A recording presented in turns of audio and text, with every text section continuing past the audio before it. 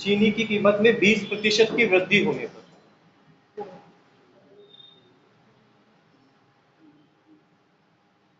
चीनी की कीमत में 20% की वृद्धि होने पर एक व्यक्ति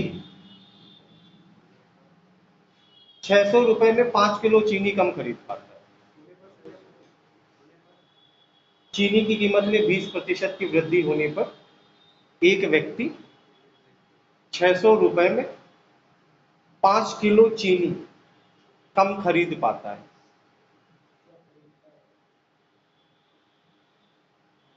600 रुपए में 5 किलो चीनी कम खरीद पाता है।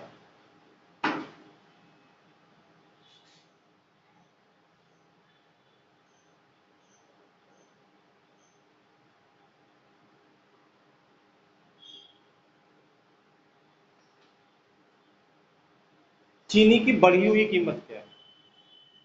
चीनी की बढ़ी हुई कीमत क्या है?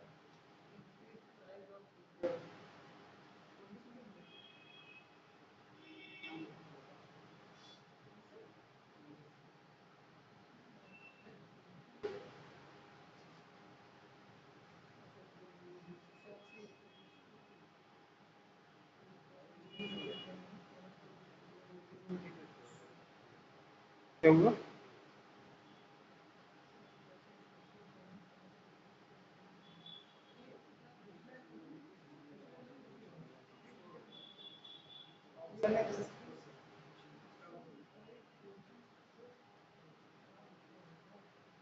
पंद्रह, 18, 25, 24, 20, 30, 28। सही बोलिए।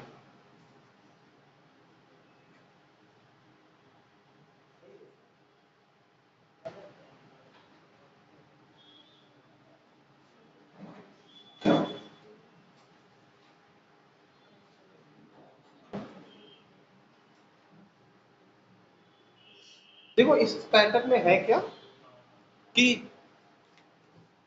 एक आदमी चीनी खरीद रहा है, चीनी शक्कर, और वो रुपए निश्चित रखता है कि हम इतने ही रुपए की खरीदेंगे। जैसे हम लोग भी ये करते हैं।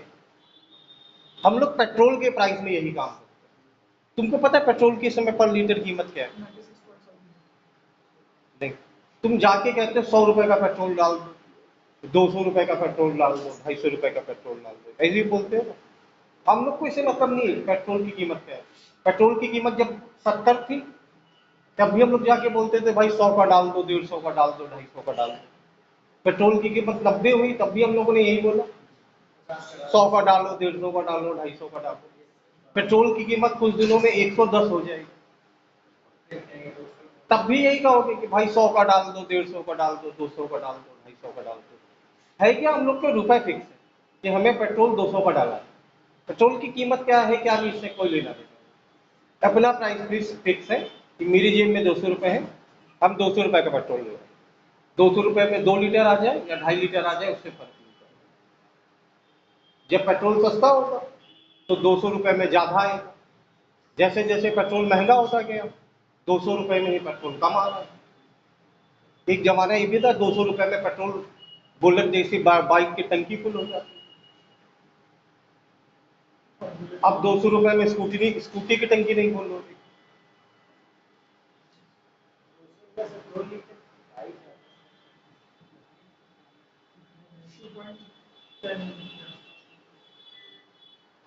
ठीक है, तो यहाँ पे चीनी की वो क्या कर रहा है, रुपए फिक्स रख रहा है। वो 600 रुपए की चीनी खरीद रहा है, ऐसे ही कुछ है। हाँ, वो 600 रुपए की चीनी खरीद रहा है। पहले भी वो जब गया चीनी लेने उसने कहा भाई 600 रुपए की चीनी दे दो। जब चीनी महंगी हो गई या कम सस्ती हो गई क्या हुआ? हाँ, चीनी महंगी हो गई, चीनी का प्राइस बढ़ गया। तब भी उसने ये नहीं कहा कि कितने किलो चीनी दो, उसने कहा 600 की चीनी दो। वो रुपए क्या रख रहा है, फिक्स। रुपए उसके फिक्स। पहले भी 600 की चीनी खरीदी थी उसने, बाद में भी चीनी कितने की खरीदी? 600 की। यहाँ तक ठीक है। चीनी का लेकिन जो प्राइस है वो 20% बढ़ गया। अच्छा, चीनी की अगर कीमत बढ़ जाएगी तो पहले की तुलना में बाद में कम चीनी खरीद पाएगा। अगर किसी भी चीज का प्राइस बढ़ेगा प्राइस बढ़ जाए और तुम रुपए अपने फिक्स रखो तो क्वांटिटी कम हो जाएगी। जो तुम आर्टिकल खरीद रहे हो उसकी क्वांटिटी कम हो। यहाँ पे सवाल में बोला है कि 20% चीनी महंगी हो, यानी 100 की, मान लो पहले 100 की चीनी थी तो बाद में कितने की होगी? 120। तो रेशियो कितने का? 5:6। ये किस चीज का रेशियो है? मूल्य। मूल्य मतलब प्राइस, ठीक है। उसकी खपत का क्या रेशियो होगा? खपत, कंजम्पशन, मतलब कितने किलो चीनी को परचेज करता है। खपत का मतलब क्या? कितने किलो चीनी तुम परचेज करते हो। अगर प्राइस का रेशियो है 5 और 6 तो खपत का रेशियो क्या हो जाएगा? अगर तुम लोग को याद हो तो मिस्टर पाटिल सर ने लाइन बोलनी शुरू कर दी थी कि मैथ में जब भी दो चीजें डायरेक्टली इनडायरेक्टली बराबर हो तो अनुपातों का हमेशा क्या होता है? ये याद है? मैथ में जब भी दो चीजें बराबर हो अनुपातों का हमेशा क्या होता है? विकर्ण।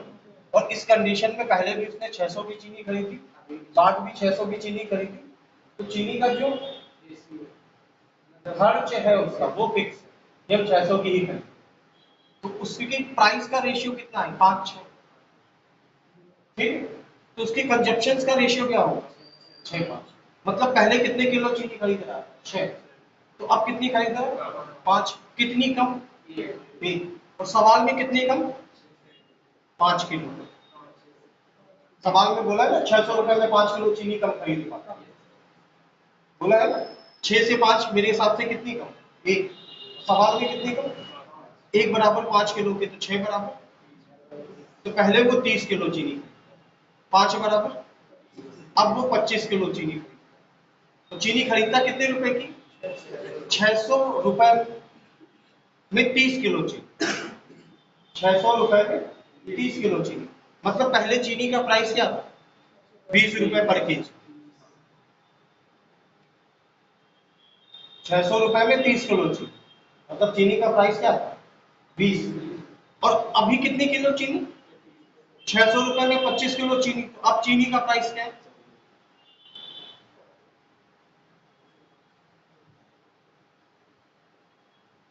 तो चीनी का अगर आरंभिक प्राइस पूछा, इनिशियल प्राइस, तो इनिशियल प्राइस है 20 रुपीज पर केजी। और अगर चीनी का नया प्राइस पूछा है तो वो कितना है? 24। चीनी की बढ़ी हुई कीमत का सवाल।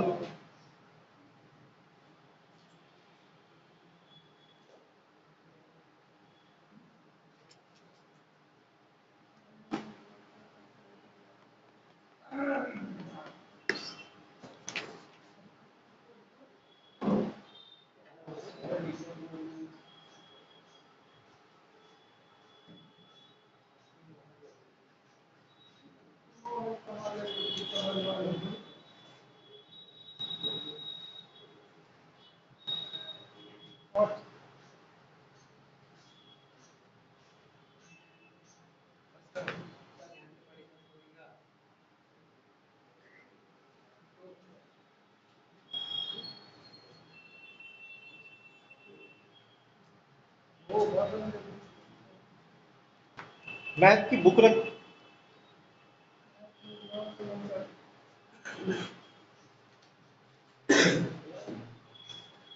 हाँ हाँ।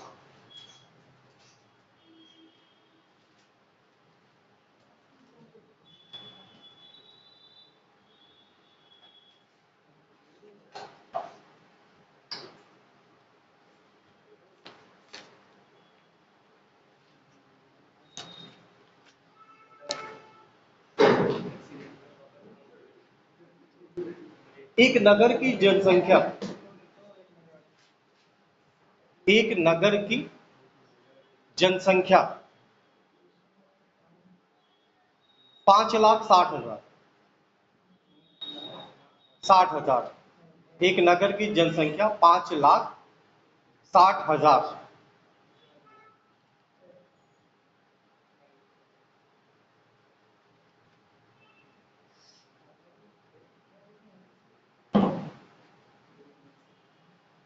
इसमें पुरुषों तथा स्त्रियों में,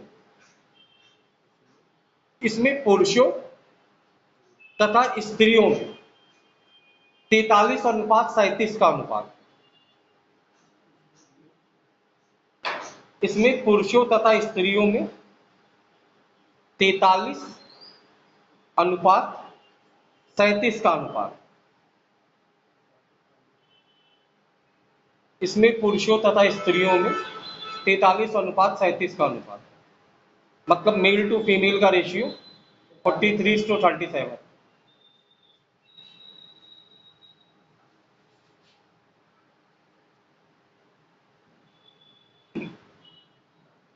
पुरुषों की संख्या का 88% साक्षर है। साक्षर है मतलब हाँ, पुरुषों की संख्या का 88%, 88% साक्षर है। महिलाओं की संख्या का 20%, महिलाओं की संख्या का 20% निरक्षर है, इलिटरेट। महिलाओं की संख्या का 20% निरक्षर है।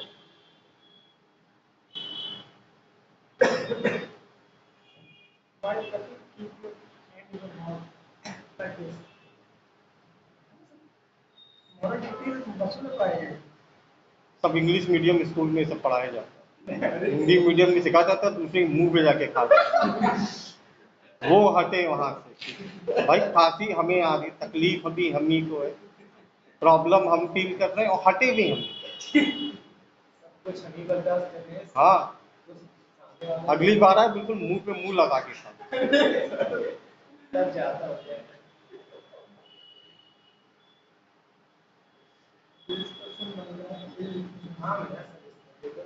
भैया कोरोना टाइम पे मास्क नहीं लगाए, लगाए थे, मास्क लगाए थे, देखो इंसान।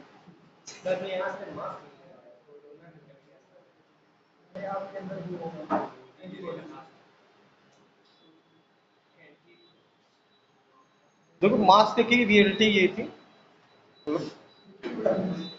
वो जो N15 वाले मास्क थे उनकी भी रियलिटी यही थी। हाँ हाँ हाँ, उनमें था क्या कि अगर तुमने मास्क लगाया है मतलब इलिटरेट, तो उस नगर की निरक्षरता का प्रतिशत क्या है? तो उस नगर की निरक्षरता का प्रतिशत क्या है? उस नगर की इलिटरेसी का परसेंटेज बताना है। उस नगर की निरक्षरता का प्रतिशत क्या है?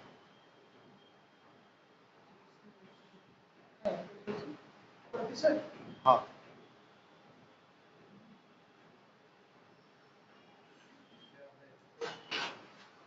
पहले देखो क्वेश्चन में बोला था 80% जो मेल है वो लिटरेट है। फिर हाँ हाँ, 88% जो मेल है वो उनकी लिटरेसी का परसेंटेज, और महिलाओं में जो 20% दिया वो इलिटरेसी का परसेंटेज, और पूरी पॉपुलेशन पे जो पूछा है तो पॉपुलेशन पे इलिटरेसी का परसेंटेज।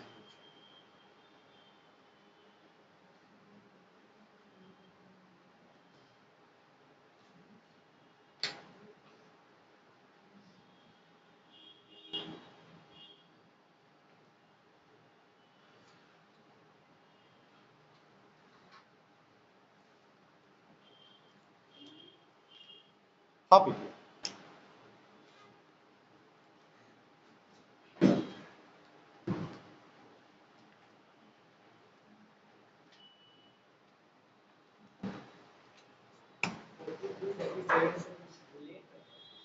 पूरा क्वेश्चन उसी पे डिपेंड है, कुछ नहीं, पूरा क्वेश्चन उसी पे,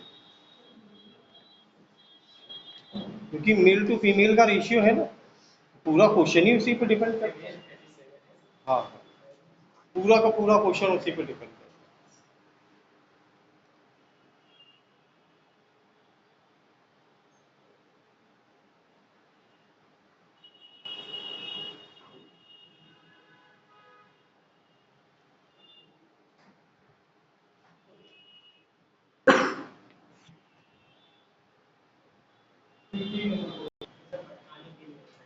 अगर क्वेश्चन परसेंट, जैसे कल आखिरी सवाल बताया था, आखिरी सवाल चावल दाल और खाद्य तेल पे 12-17-3 का अनुपात है, कल आखिरी सवाल करवाए।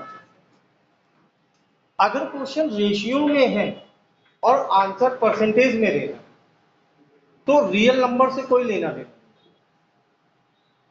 मतलब इसकी जो पॉपुलेशन है 5,60,000, मेरा उससे कोई लेने देना नहीं, हम तो क्या करें। वास्तव में किसी नगर की जनसंख्या क्या होती, उस नगर में रहने वाले पुरुष प्लस महिला।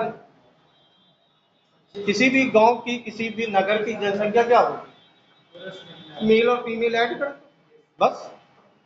क्या कह रहे हो, बच्चे भी होंगे? हाँ, लेकिन बच्चे भी तो मेल ही फीमेल होते हैं। मान लो अगर दिमाग में आ रहे हैं बच्चे, तो बच्चे भी तो मेल या फीमेल होते हैं। देखो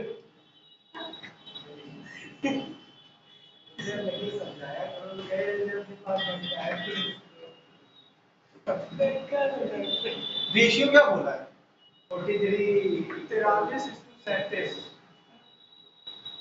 इनमें 0-0 बढ़ा, 0-0 दो ही 0 बढ़ाए, ऐसा क्यों बताओ? क्योंकि परसेंटेज में डिवाइडेड बाई 100 से डिवाइड करना होता है, तो 2 0 से 2 0 कट जाते हैं, इसलिए 2 ही 0 बढ़ा। कल ये तुमने पूछा था ना, तभी हमने तुमसे पूछा, हम ही से पूछ रहे कि उसको भी याद है। देखो पुरुषों में बोला है 88% क्या है, लिटरेट पढ़ेंगे, और सवाल में इलिटरेसी के बारे में, लिटरेसी के बारे में पूछेंगे, अनपढ़ लोगों के मन शुद्ध भाषा में क्वेश्चन में पूछा है अनपढ़ कितने प्रतिशत है, ठीक है। तो 88% पुरुष साक्षर, तो अनपढ़ कितने हैं,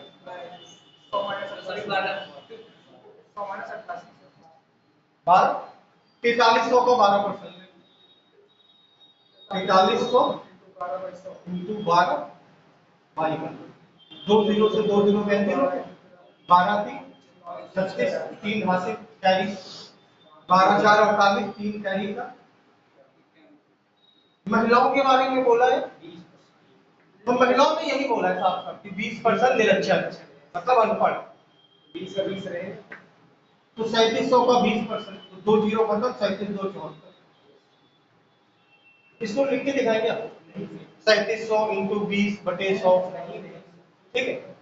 गांव की कुल जनसंख्या क्या है, उनको जोड़ लो, 43 और 37 कितनी, 4 3 7 8,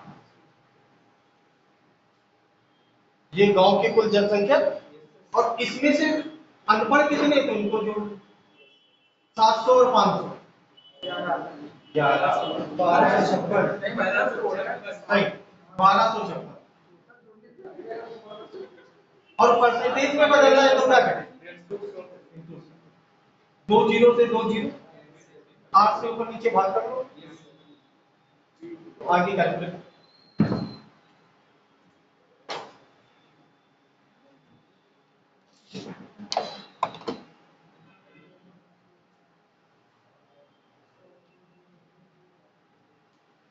समझ में आया कुछ, फिर से बता।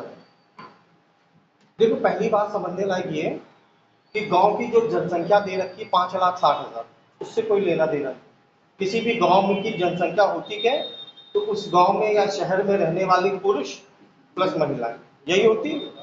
तो इनका रेशियो दे रखा था, पुरुष का 43 और महिलाओं का, तो हमने 0-0 बढ़ा दिया। परसेंटेज सॉल्व करते समय 2 0 कैंसिल होते हैं, परसेंटेज का मतलब क्या होता है, डिवाइडेड बाई 100, तो इसलिए इनमें 2 0 बढ़ा। अब सवाल में बोला 88% जो पुरुष है वो साक्षर, अब 88% साक्षर है तो निरक्षर कितने हैं, तो 4300 का 12%, ठीक है। महिलाओं के बारे में बोला है कि वो 20% अनपढ़, तो 3700 का 20%।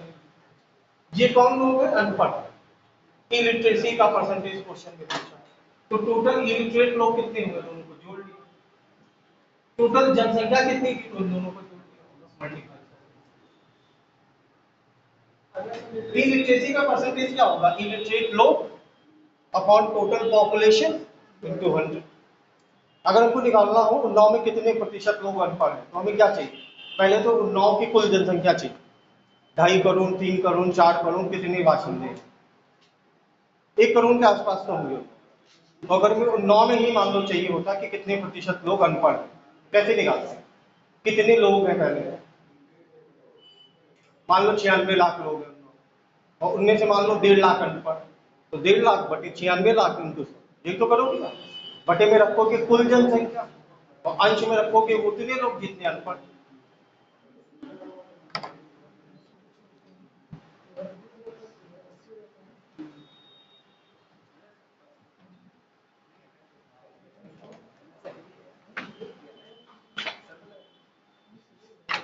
क्या बोलूं? उधर 80 कर देते। हाँ,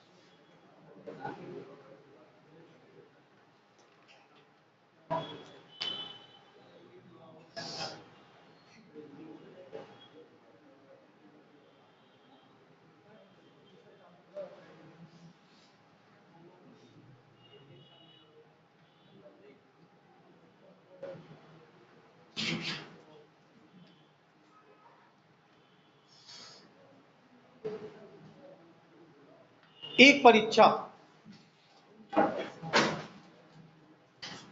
बस आ रहे, एक परीक्षा 80 प्रश्नों की, एक परीक्षा 80 प्रश्नों की, मतलब एक एग्जाम है 80 क्वेश्चंस का है। हाँ, एक एग्जाम है, उसमें टोटल नंबर ऑफ क्वेश्चन कितने? 80।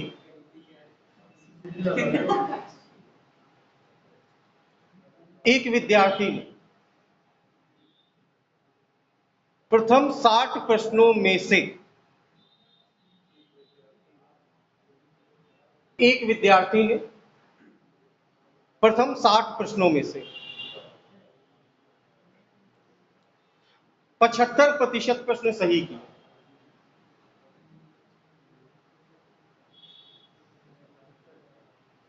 एक विद्यार्थी ने प्रथम 60 प्रश्नों में, फर्स्ट 60 क्वेश्चन, 75% क्वेश्चन सही किए।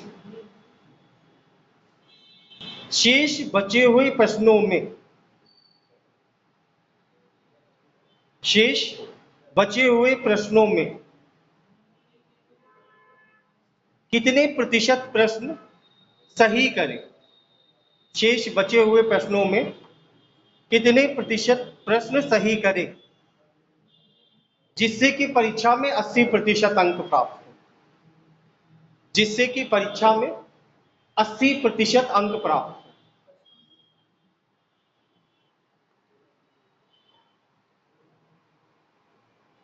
हाँ, बस बचे हुए प्रश्नों, एक तो ये कि टोटल क्वेश्चन 80 थे और उसने पहले 7 क्वेश्चन की है, तो बाद में क्वेश्चन कितने किए? इन 7 में से 75%, तो इसका 75%,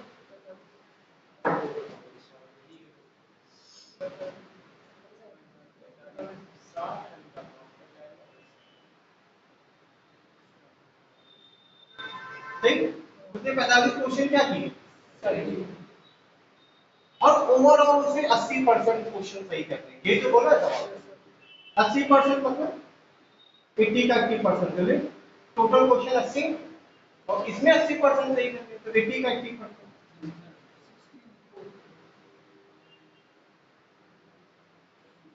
तो उसे क्वेश्चन कितने सही करते हैं? 64। तो सही कितने कर चुका? कितने और सही करेंगे? 64 माइनस 45 मतलब कितने? 19। और 19 क्वेश्चन सही करेगा कितने में? तो परसेंटेज कितने? 19 सही करेगा 20 में, परसेंटेज के लिए 100 से गुणा, 20 500 और 19 5,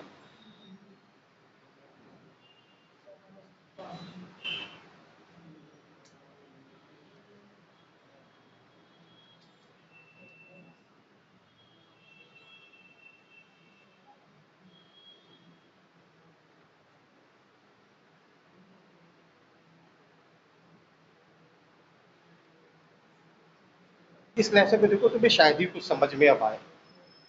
अगर कुछ समझ में आ रहा है तो फिर तुम ही टैलेंटेड हो, इस कारण आ रहा होगा। क्योंकि ये लेसन खत्म कर रहे हैं, खत्म करते समय लेसन समझ लो, फिर वो बच्चा ही टैलेंटेड होगा।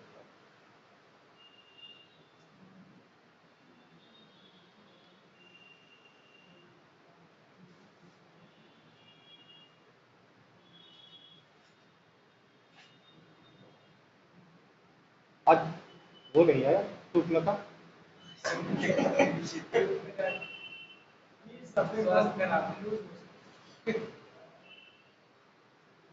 दवा भी जो मिल जाना,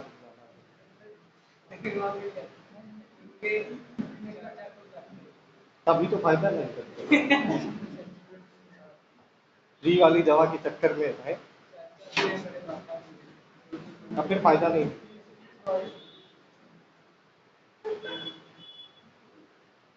ये समझ में आया है?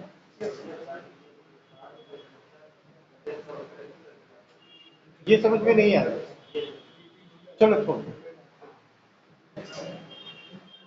देखो, हमने बोला ही था कि सवाल को करने के दो तरीके, ठीक है? ये तरीका ही नहीं, इसमें कैलकुलेशन वगैरह ज्यादा करना पड़ता, तुम लोग सीधे साधे कहां से करें? तो सवाल को इस तरीके से करो। टोटल क्वेश्चन कितने? 80। और सही कितने की, मतलब पहले कितने की, बाद में कितने की, रेशियो निकालो। याद रखते, कुल क्वेश्चन में 80% क्वेश्चन सही करते, मतलब कितने करने, और कितने वो सही कर चुका है? 75%। इन 60 में से कितने सही? 75%। तो 75% कितना? 320 में 225 हो, कितने बचे? घटा दो। एक में किसका गुणा करेंगे? 95। याद करो, ये पैटर्न हमने बताया ही है पहले, इसी से हो जाएगा बस। करने को इसका एलिगेशन से भी कर सकते हैं, पर एलिगेशन लगाने में इतनी मजा नहीं आएगी जितना ये तरीका है। एलिगेशन मतलब मिश्रण, मिश्रण से भी इसे कर सकते हैं।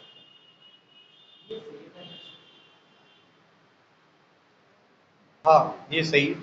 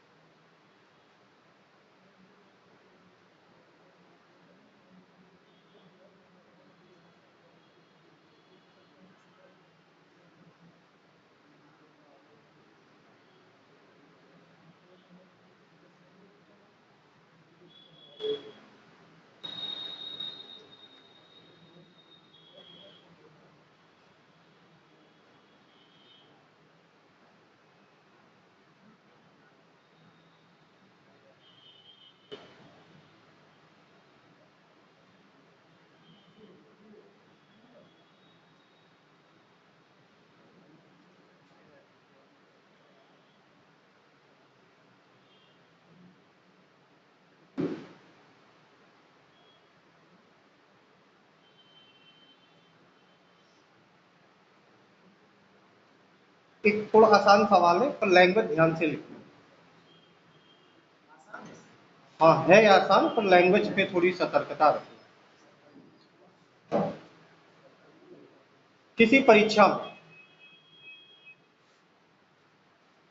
उत्तीर्ण होने के लिए 40% अंक प्राप्त करने अनिवार्य है।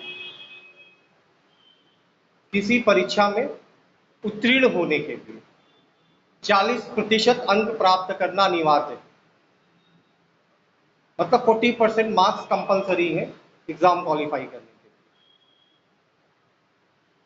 किसी परीक्षा में उत्तीर्ण कर होने के लिए 40%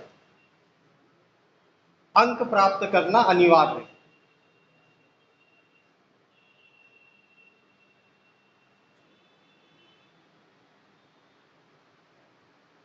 ए ने उत्तीर्णांक से 10% कम अंक प्राप्त किए। ए ने उत्तीर्णांक से 10% कम अंक प्राप्त किए, मतलब ए ऑब्टेन 10% लेस मार्क्स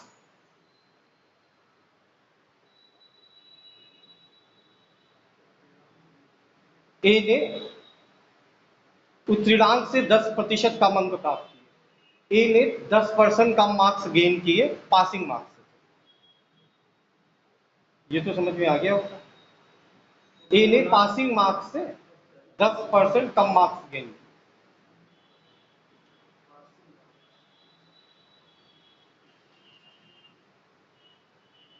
बी ए से 11 सही 1/9% कम अंक प्राप्त करता है। 9 ये बहुआ पहले नहीं बोला, 15 नंबर ये नहीं बोला है। फालतू टाइम वेस्ट ना किया। बी ए से 11 सही 1/9%, 11 टाइम्स 1/9% कम मार्क्स प्राप्त करता है। बी का जो स्कोर है वो ए से भी कम है, और कितना कम है तो 11 से 1/9%, 11 टाइम्स 1/9%।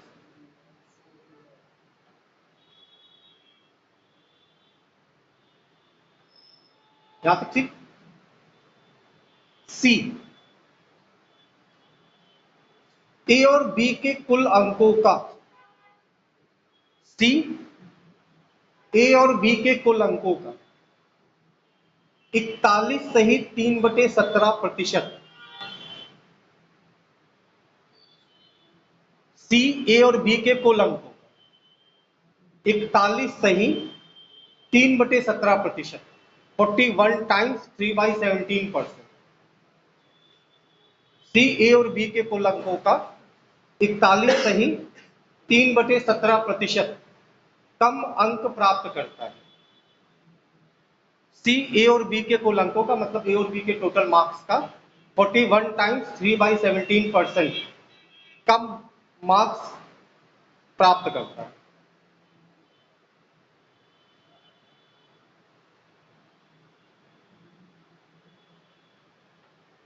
तो सी ने परीक्षा उत्तीर्ण की या नहीं? तो सी ने परीक्षा उत्तीर्ण की या नहीं, बस इतना बताना है। सी ने पास किया या नहीं।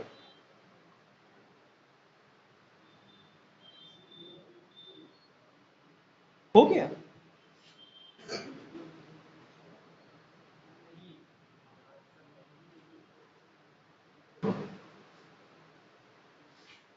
सी ने एग्जाम क्वालिफाई किया कि नहीं किया, बस ये बताना है। ऑप्शन में है हाँ किया, नहीं किया, और डाटा इनसफिशिएंट और कैन नॉट बी डिटरमाइंड। बड़े नकारात्मक ख्याल है।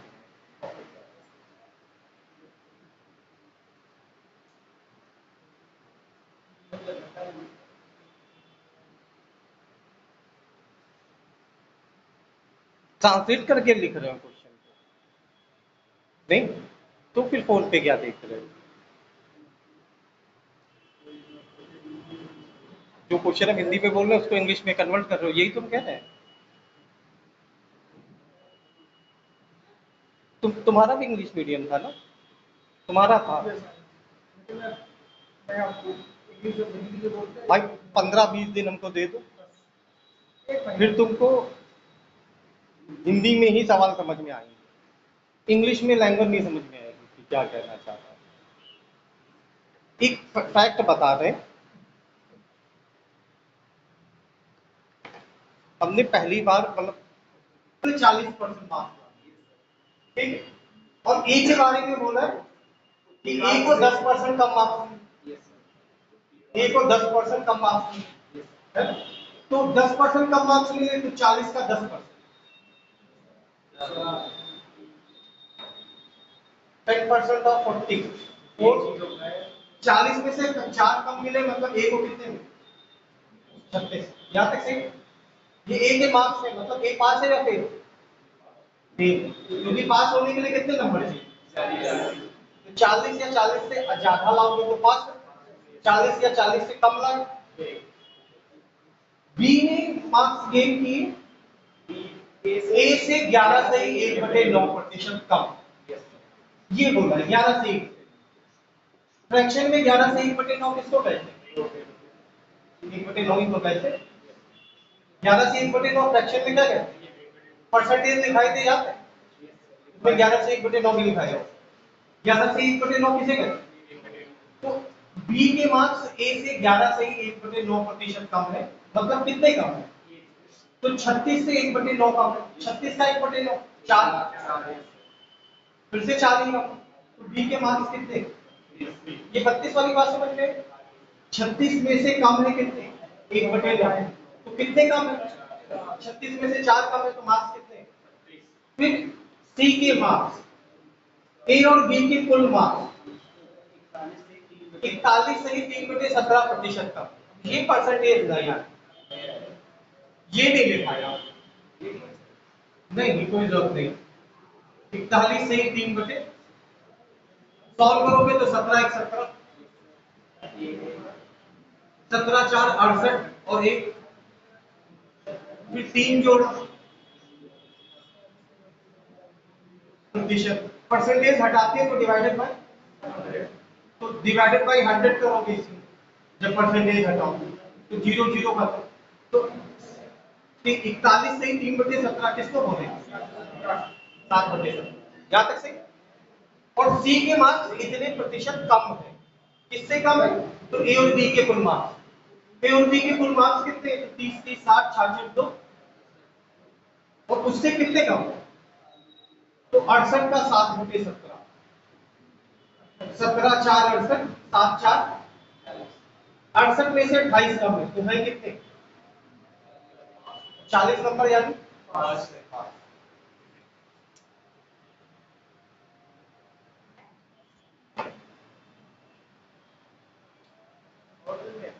नेक्स्ट, ये परसेंटेज का आखिरी सवाल कल प्रॉफिट लॉस में